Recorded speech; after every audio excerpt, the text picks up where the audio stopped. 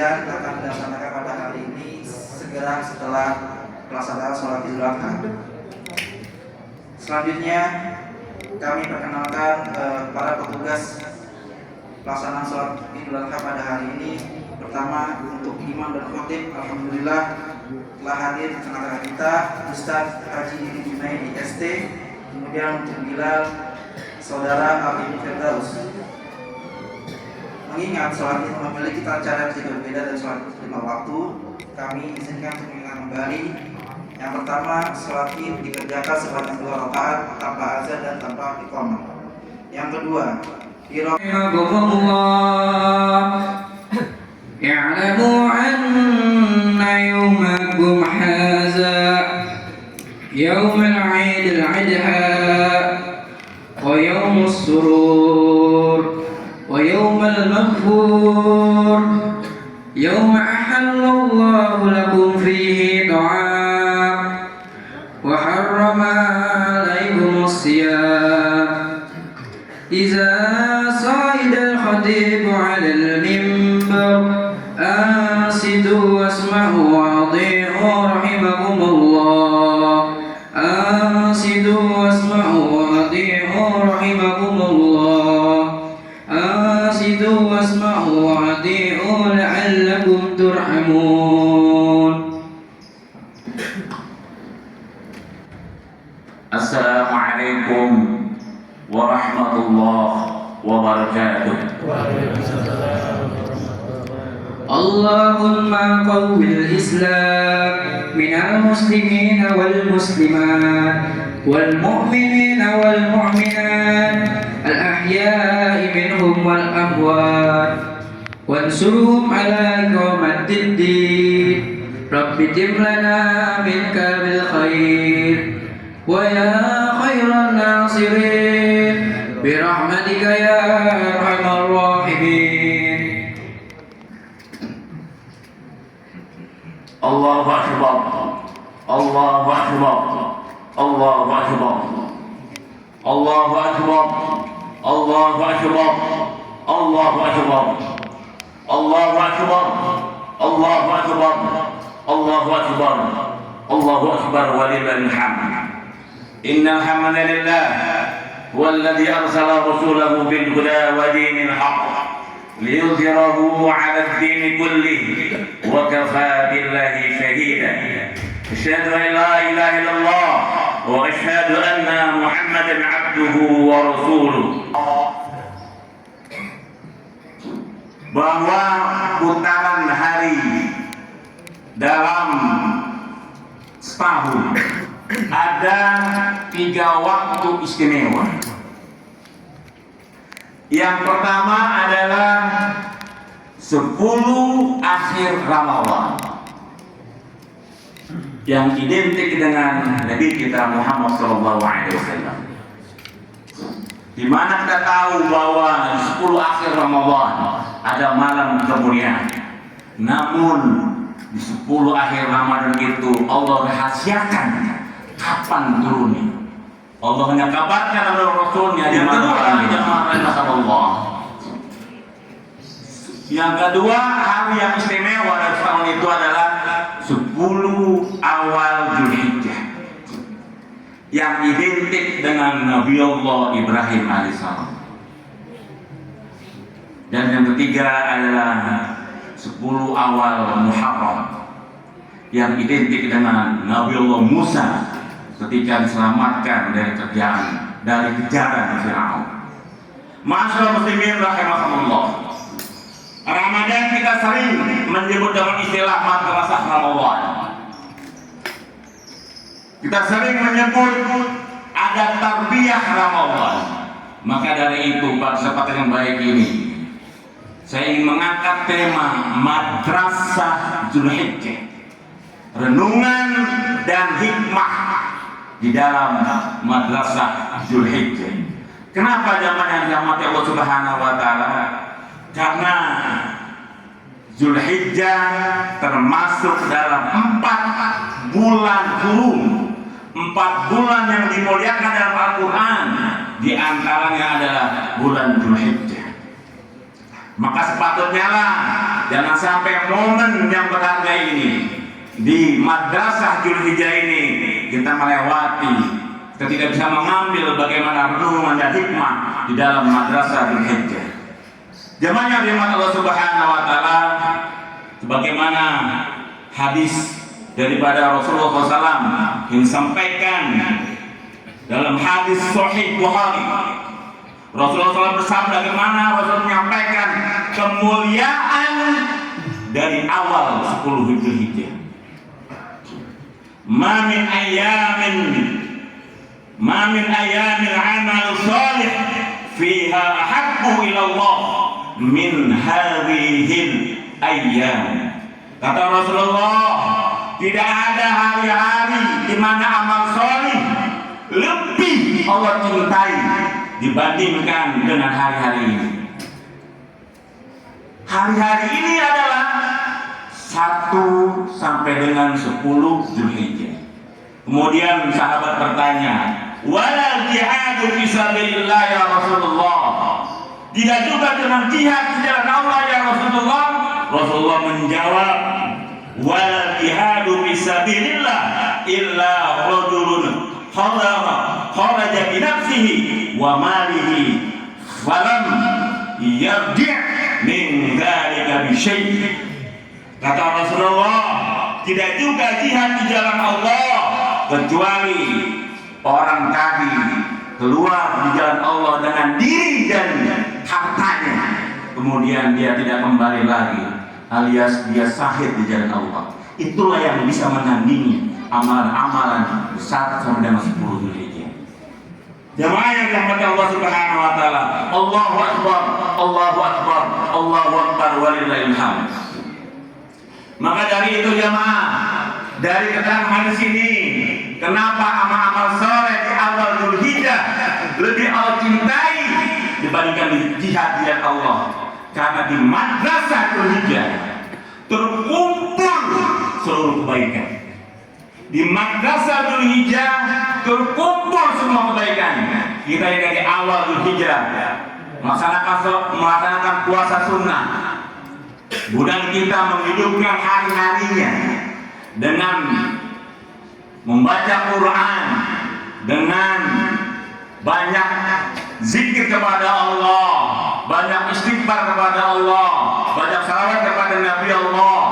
Kita melaksanakan sedekah, kemudian kita juga birrul walidain, maka itu lebih baik dibandingkan jihad di jalan Allah dengan jiwa dan hartanya.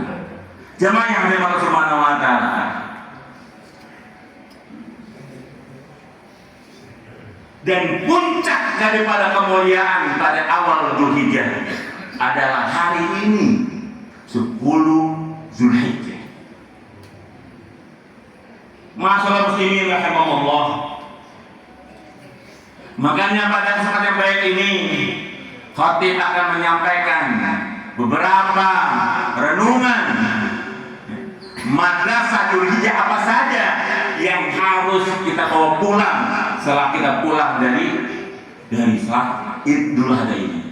Jamaah yang dirahmati Allah Subhanahu wa taala, yang pertama adalah tentunya ibadah haji. Jadi masalah madrasah yang pertama di dalam bulan Dzulhijjah adalah pelaksanaan ibadah haji. Kita tahu bahwa saudara kita pada hari ini dari mulai tanggal 8 di hari Tarwiyah mereka sudah ada yang ke Mina. Kemudian dia pergi ke Arafah untuk wukuf di Arafah. Bagaimana kita lihat bagaimana jutaan manusia dengan atribut yang sama, dengan hanya tujuannya kepada Allah Subhanahu wa taala. Mereka memenuhi panggilan Allah, labbaik Allahumma labbaik. Ya Allah, aku penuhi panggilan-Mu ya Allah. Tidak memandang status, tidak memandang kaya dan miskin. Kita tahu bahwa banyak saudara kita yang mereka mengumpulkan hartanya, ada yang sampai 20 tahun untuk bisa ke Baitullah. Maka sekali lagi haji ini adalah bukan masalah harta jemaah. Haji ini adalah bagaimana kepatuhan diri kita, Apakah kita ingin? Jangan sampai kita tidak pernah dalam hati kita membatasi diri kita. Saya memang nggak mampu, saya memang nggak mungkin. Allah Maha Kaya. Betapa banyak kita lihat, bahkan sampai di tahun ini simbol dari urus haji di Saudi, ada wanita nenek-nenek tua dari Makassar yang mengumpulkan selama 20 tahun dia sebagai buruh kasar jamaah, disuruh orang untuk menggarap sawah, ladang, kumpulin itu jamaah. Ini mengubah kepada kita. Jangan kita membatasi diri kita bahwa kita tidak mampu, kita tidak sanggup, kita nggak mungkin. Allah Maha Kaya. Jemaah yang Allah Subhanahu wa taala, Allahu Akbar, Allahu Akbar, Allahu Akbar walillahil hamd. Saudara-saudara di sana tawaf dari Ka'bah, mereka sa'i antara Safa dan Marwah, wukuf di Arafah, dan mereka mabit Musdalifah, dan mereka melempar jumroh mulai hari ini. Mulai hari nanti zuhur waktu afdalnya mereka mulai melempar jumroh. Kita doakan semua jamaah yang belum berangkat haji, Allah mudahkan urusannya, Allah lancarkan rezekinya sehingga bisa kepada Allah untuk menunaikan panggilan Allah, itu melaksanakan rukun Islam yang kelima, itu melaksanakan ibadah haji. Jamaah yang dirahmati Allah Subhanahu wa taala, bagaimana kita lihat bagaimana haji Rasulullah menyampaikan spiritual kepada kita semua. Bagaimana Rasulullah menyampaikan bahwa orang yang berhaji yang mabrur, apa jaminannya kata Rasulullah? Al-hajjul mabrur laisa lahu jazaa'u illa jannah.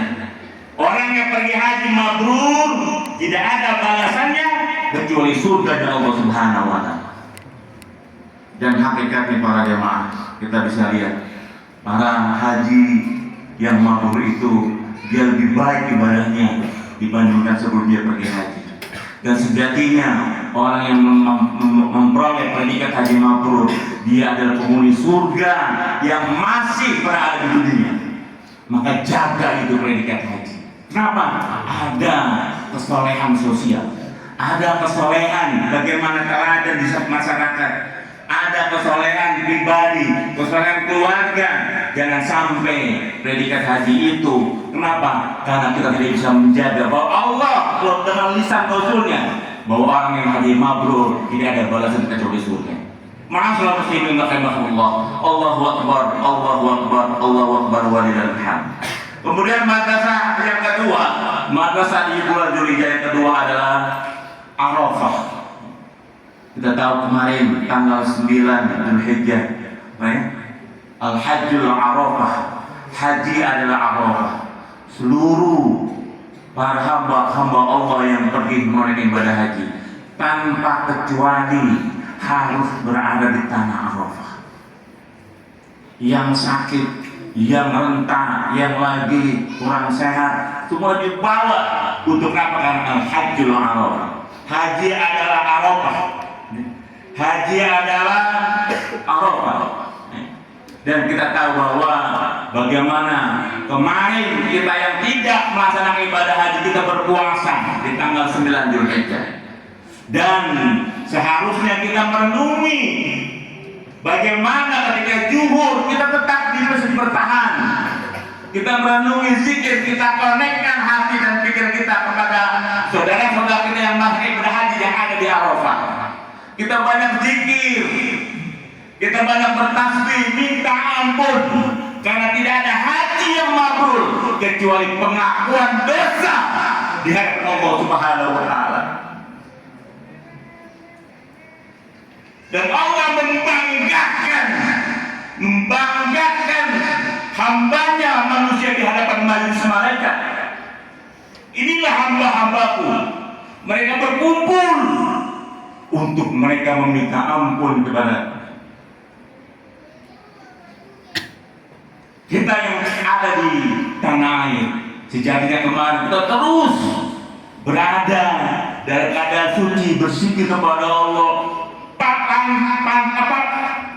angkat doa kita kepada Allah Subhanahu wa taala. Ketika di waktu asar, di waktu Arafah, di waktu yang begitu mulia, hari yang lebih baik dibanding 1 tahun putaran hari adalah hari Arafah. sejatinya kita yang semua ini belum maksimal ketika Arafah tinggal tanggal 9 Zulhijjah. Insya Allah di tahun berikutnya kita fokus, kita tinggalkan kesibukan kita hidupkan hari Arafah itu dengan kita berzikir kepada Allah, meminta ampun, khusyuk, kita sambungkan frekuensi kita dengan saudara-saudara kita yang ada lagi di Arafah. Ma'asyiral muslimin rahimakumullah. Apa kata Rasulullah orang berpuasa ketika di hari Arafah? Siyamu yaumi Arafah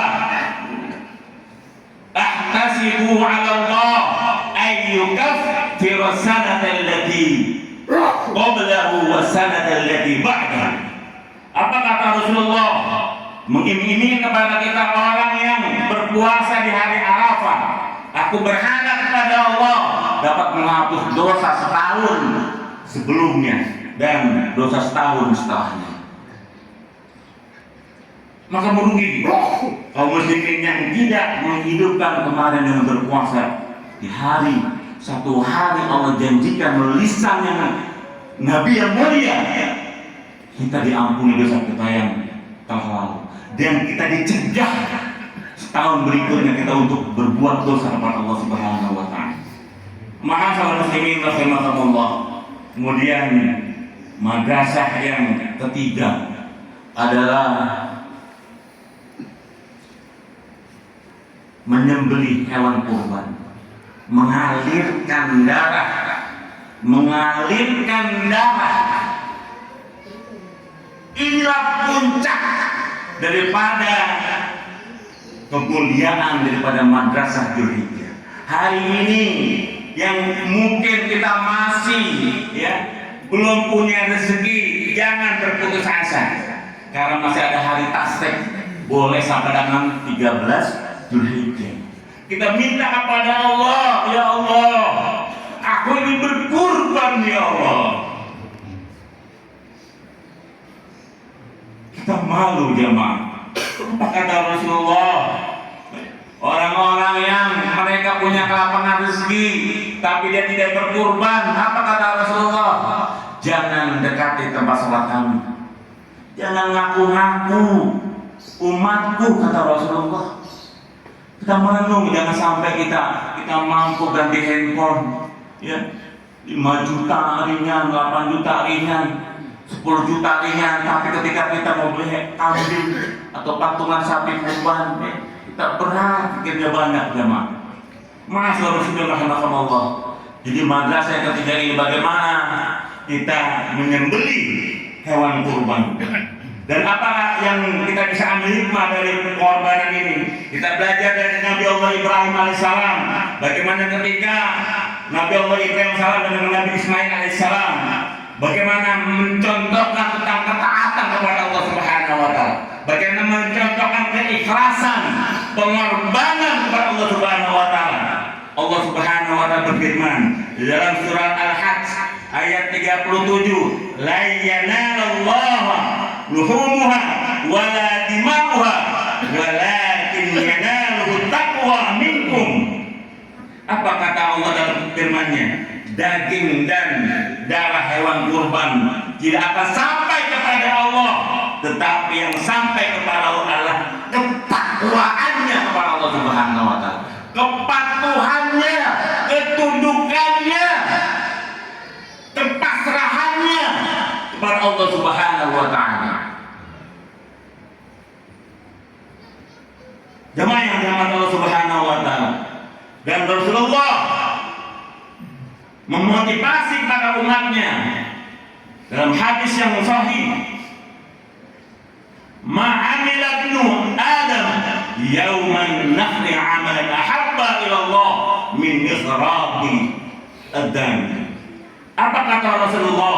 Tidak ada amalan anak Adam pada hari Nahr yang lebih dicintai Allah dengan selain mengalirkan darah hewan kurban. Jadi dari keterangan Rasulullah ini, kurban mengajarkan kepada kita jangan terlalu cinta dengan dunia, jangan terlalu sayang dengan harta, jangan semua itu adalah ujian. Harta tidak kita bawa jemaah. Kalau kita lihat bagaimana ketika seorang jenazah diiringi ke makamnya, ke kuburnya, 3 yang mengiringinya. Yang pertama adalah keluarganya, yang kedua hartanya, dan yang ketiga amalnya. Keluarganya kembali, hartanya kembali, mobil yang mewah kembali pulang, rombongannya yang saudaranya tinggi pulang semua. Hanya satu yang menemaninya, yaitu amalnya. Maka dari itu, kita yang masih diberikan umur panjang oleh Allah Subhanahu wa Ta'ala, mari jangan sampai kita mengabaikan, jangan sampai kita melupakan bagaimana peristiwa daripada madrasah Dzulhijjah. Kita belajar dari keluarga yang agung, dari Nabi Ibrahim, dari Siti Hajar, dari Nabi Ismail alaihissalam. Keluarga ini bukan keluarga yang kaya raya, keluarga ini bukan keluarga yang penuh kemewahan, tapi keluarga yang penuh ketaatan.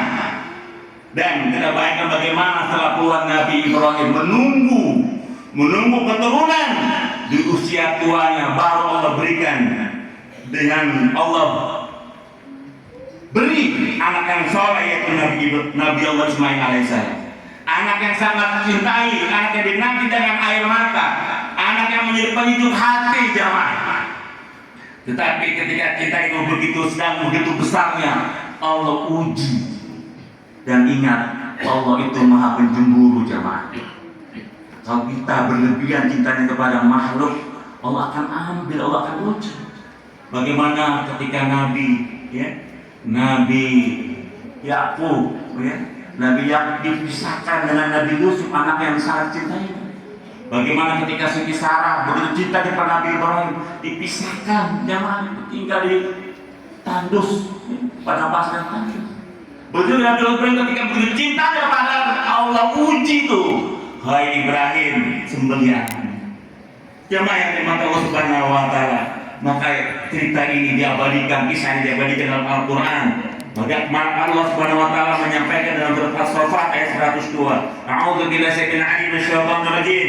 Falamma balagha ma'hu sa'ya qala ya bunayya inni araki ini ambil manami anna adhabuka fandur madza tara. Ketika aku sampai pada usia yang sanggup berusaha bersama Ibrahim berkata, wahai anakku ya bunayya, sesungguhnya aku melihat dalam mimpi bahwa aku menyembelihmu, maka pikirkanlah bagaimana pendapatmu.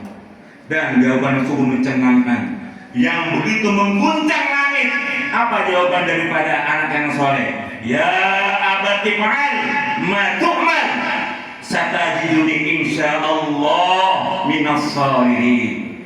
Wahai ayahku, lakukan apa yang diperintahkan kepadamu, insyaallah kau akan mendapatiku termasuk orang-orang yang sabar. Hadirin sidang Id yang dimana Allah, Allahu Akbar, Allahu Akbar, Allahu Akbar walillahil hamd. Ayah yang taat, anak yang taat, boleh tunduk kepada Allah Subhanahu wa Ta'ala. Maka dari itu mari kita merenung kepada diri kita, sudah sejauh mana kita melakukan ketaatan kepada Allah. Kalau Allah meminta waktu kita untuk sholat di awal waktu melalui sang nabinya, apakah kita sudah ringan melaksanakannya? Kalau Allah meminta sedikit harta untuk bersedekah, mengapa masih banyak hitung-hitungan kita sebagai manusia? Kalau Allah meminta kita meninggalkan maksiat, jemaah, mengapa kita masih sulit untuk meninggalkan maksiat? Padahal Nabi Ibrahim rela menyerahkan yang paling beliau cintai demi Allah, demi perintah Allah. Dia sempurnakan perintah-perintah Allah. Karena kita berkata kita cinta kepada Allah, tapi ketika diperintah kepada Allah bertabrakan dengan keinginan kita memilih hawa nafsu kita. Kita memilih daripada keinginan kita.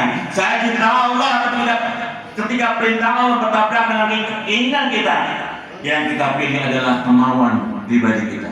Yang kita pilih adalah kemauan keluarga kita. Yang kita pilih adalah kemauan hawa nafsu kita. Mudah-mudahan Itulah saya mengajarkan kita pada ini bagaimana kita dari madrasah Dzulhijjah ini, ya Allah ingin derajatkan, Allah ingin tingkatkan derajat kita ya Allah, maka ada mesti sesuatu yang dikorbankan. Yang pertama adalah ego. ego yang ditundukkan, ada dosa yang ditinggalkan, ada harta yang dibagikan, dan ada air mata taubat yang ditumpahkan, ada waktu yang dikorbankan untuk ibadah. Ma'asyiral muslimin rahimakumullah. Maka momentum Idul Adha ini, mari kita bertanya, sudahkah keluarga kita dibangun atas iman? Sudahkah anak-anak kita dibangun, dikenalkan kepada Allah Subhanahu wa taala? Sudahkah kita menjadi hamba-hamba Allah yang taat? Hamba-hamba Allah yang senantiasa tunduk patuh dengan perintah Allah Subhanahu wa taala. Jangan sampai ketika kita sukses dunia, tetapi kita gagal membawa keluarga kita ke dalam jangannya Allah Subhanahu wa taala. Karena keluarga yang sukses ada keluarga Nabiullah Ibrahim yang mencontohkan kepada kita dalam madrasah Dzulhijjah ini, sehingga kita semua mudah-mudahan yang hadir di sini, yang mendengarkan khutbah ini, bisa membawa oleh-oleh daripada khutbah Idul Adha ini, menjadikan keluarga kita keluarga yang taat kepada Allah Subhanahu wa taala. Fadhkurullahal azim yadhkurkum washkuruhu ala ni'amihi yazidkum wa la dzikrullahi akbar wallahu ya'lamu ma tasna'un.